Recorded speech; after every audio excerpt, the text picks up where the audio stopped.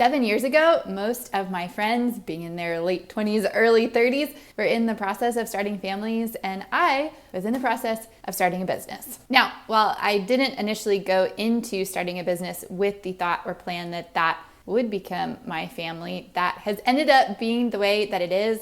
I did know that starting a business and starting a restaurant was going to occupy a lot of my time and energy, and that it would certainly impact what it would look like to be partnered, to have kids. And as a result, as I've continued, I started a business when I was 29, about to turn 30, and now I'm 36. And in that process, have learned a lot about what motherhood means to me and what it looks like to redefine motherhood in my own life. Have there been times where I've felt a lot of feelings around all of those things? Absolutely. It's one thing to be in a place now where I feel like I'm really content and honestly have a hard time picturing what my life would be like if I did have kids, and feeling like I'm in a place of probably not wanting them for myself. There's still this grief or loss around that's something that I thought I would have in my life and that I would have had by this point in my life. And so what does it look like to have a life that's not necessarily what I imagined for myself, and also be in a place where I honestly couldn't imagine doing anything else right now? There's been grief. There's been a lot of having to just get honest and real with myself, and discovering what parts of motherhood was I truly attracted to, and how is that playing out in the work and the business and the life that I have, even if children aren't in the picture. All of that being said, even aside from my own experience, which is what we're going to talk about here today, because that is the experience that I have to talk about, motherhood does play, and women in particular, and people identifying as female, play a really huge role in the workforce here in the United States, which is where I live. There's 171 million people in the US workforce. 47% of those workers are women, which equals about 80 million people. Out of those 80 million people, 30% are mothers. But just keep in mind that 74% of all US mothers are in the workforce. That may be a little bit confusing, but the gist of it is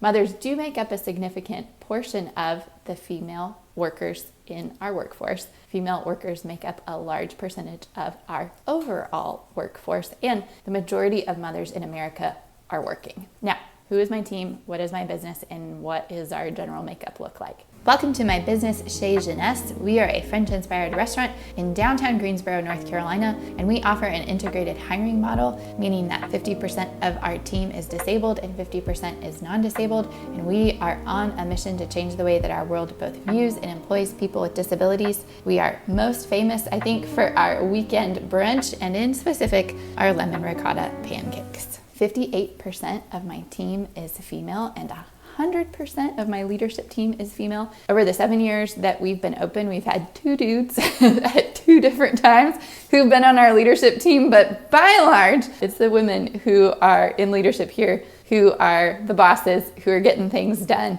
This is my work environment. I set it up that way on purpose. I like working with women. This is not to hate on men. I love the men that I work with too. They actively contribute to our workforce. But in general, I do love working with women as leaders, as bosses, and that's going to tie hand in hand with what I've learned personally about motherhood and the characteristics of mothers and how that shows up for me in my work, and then what I'm attracted to and how I see women in general contributing so strongly to team environments and to the workforce. I do have to say that one of the best compliments I have ever received here at Chez Genèse is having a guest come from out of town and telling my team, this place has to be run and owned by a woman, you can just tell.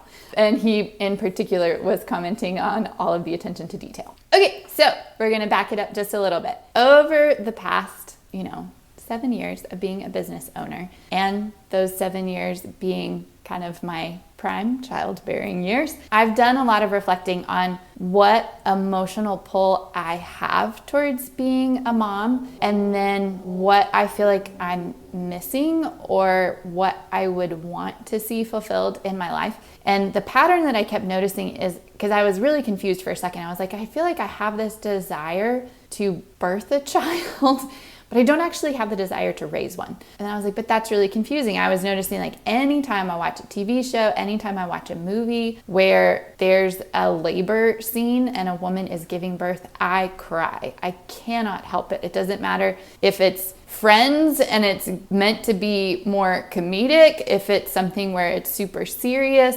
I cry. There's something in me that emotionally releases anytime I see the act of a woman giving birth. And so I was like, okay, there's this really strong pull emotionally that I'm having towards this moment that I haven't personally experienced, and I've never even been in the room with someone to experience. And yet, when I really sit and think about like, what do I imagine for my life? What does that look like? It's being a business owner. It's being a boss. It's being a leader. And not that those things are mutually exclusive. Yes, you can be a mom and be a business owner and a leader at the same time. And there are amazing women who do that. It's that when I think about my life, I don't think about my life as being a mom with biological kids and being a business owner. I just think about being a business owner and being a leader and what does it look like and what are my dreams and ambitions there. So recognizing like I have this emotional connection here. However, what I'm wanting for my life doesn't seem to line up necessarily with this emotion here, but I don't want to ignore this emotion. And so I was talking about it with one of my business coaches, like I have many, with my one business coach. Shout out to Zitty, who has been amazing. I will put her information down below. And she had this really brilliant observation of, I think maybe what you are being drawn to and what you are emotionally connecting to is the fact that you are a creator. You are someone who gives birth to ideas, into dreams, and who nurtures them and cultivates them and then brings them into the world and sustains them. And yes, it may not look the same. It doesn't look the same as physically giving birth to a baby, but there's this still like emotional connection and buy-in. And that really stuck with me. And that's something that I've been thinking about since then, and is the experience of starting this restaurant, where it was a dream and an idea that I incubated inside of me for so long. And then there was a shit ton of work and labor and love that was required in actually bringing it into the world. And then once it was in the world, it was so fragile and so tender and needed just round the clock care and attention. And I was the person to do that because I was the person who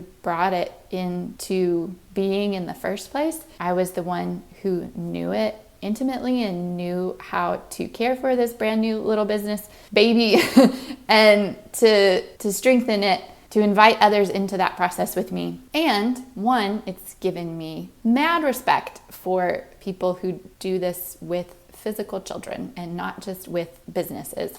But then two, this process of loving and caring for a thing, seeing myself in it, the best parts of me, the worst parts of me, all the parts of me, giving it really my life, my life force and breath. And some of you at this point, I may have lost you because you're like, wow, this is really, you're taking this to a very emotional place. And I was here just to get business advice. But the gist of it is for me is this isn't just numbers on a sheet for me. This isn't just a business plan or an idea or a construct. It is something that I've created and that I've given my life and my time and my resources towards, and my heart and soul are in it. And I think, going back to that compliment of like, you can tell a woman runs this, I really think that what was at the bottom of that, and what I hope people feel and experience when they're in our space, is that real sense of care, attention, nurturing, bringing people home, inviting others in, welcoming, warmth, etc.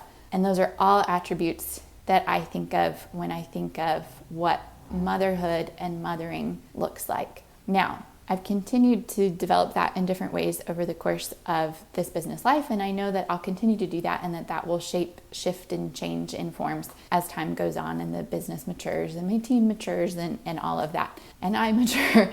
Now the word mature is starting to sound kind of funny. But this business and the team that I have, we have a small team, there's about 30 of us, has been this opportunity to exercise those aspects of motherhood that I think are innately in me and that tie back to, my little girl dreams of playing with dolls and thinking like, someday I'm going to be a mom. And then I think this year that just hit me in a different sense. Like this video is being made right after Mother's Day. And it was such an honor to get to celebrate my mom, who I love and who has instilled so much of my heart and understanding for hospitality and food and inviting and welcoming other people in. And there was also this recognition of this year, even though it's atypical and it doesn't look like the standard, maybe Hallmark picture of what motherhood and Mother's Day look like, I thought, I'm going to celebrate myself. And I'm going to claim this area of my life where I get to exercise and practice these skills and qualities and characteristics of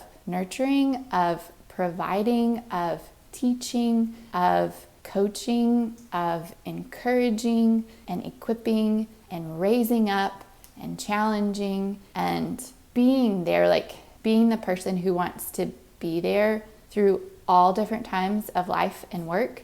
I want to be the boss that my team feels safe with. That doesn't mean I'm an easy boss. That doesn't mean I don't have high expectations or I don't ask my team to work hard. I definitely do, and they will back me up on that. But being a boss that's safe, that provides physical and emotional and psychological safety. I am very protective over my team. We have guests that come in who, by and large, are truly the best guests and people in the world. Every once in a while, you get people who are rude. And sometimes that's in general, sometimes that's specific towards disability. And those guests, sometimes it's that they're creepy. And we have a lot of women on our team, and I don't do that. You don't get to make my women feel unsafe when they're in their own workplace. And so those guests get asked and told not to come back because that's really important to me. My team and how they feel and what they experience from me at work is deeply important, and I will stand up for them. But those are kind of like, yeah, I could say that that's because I'm a boss and that's something that I value in my team. But really that comes from that place of nurturing, protection, wanting to care for and caring for the people around me. Those are some of the things that I feel like I have been stepping into and practicing, and honestly that I use kind of the fullest part of my capacity. Like that's, yes, my brain needs to be at work and I have to have a business brain, an analytical brain, and a strategic brain. That comes fairly easily for me. That's pretty innate. There's the chef part of me that's like, okay, I can, make an omelet. I can chop some veggies. I can make a great salad dressing, whatever it is. That also, I feel like I've developed those skills over time. I don't have to think about it too intensely now. A lot of that is muscle memory and second nature because I've practiced it so many times. The thing that I think requires the most energy from me consistently is that piece of how do I show up and be the person emotionally for my team and then also my guests and the community around us in a way that impacts the people around me for good. And I say for good in just that it's powerful to feel seen, to feel safe, to feel accepted, to feel celebrated. Those are things that I want for myself, and those are things that I want to provide for other people. And that to me is so much of what motherhood is, and just one of the many reasons why I think women make such incredible leaders, why they make such incredible bosses. There's an angle and an element that women are coming to the table and to a group of people with that is just so beautifully intrinsic, I think, to who we are, and that oftentimes those are the softer skills that are maybe harder to quantify and they get overlooked, but they're so powerful. And just because they're softer skills doesn't mean those people are soft. I think women have incredible backbones, are so strong, are so resolved, are so resilient, are so capable of experiencing pain and not giving up. And they fight like women are fighters because we have to be. That's what the world has given us.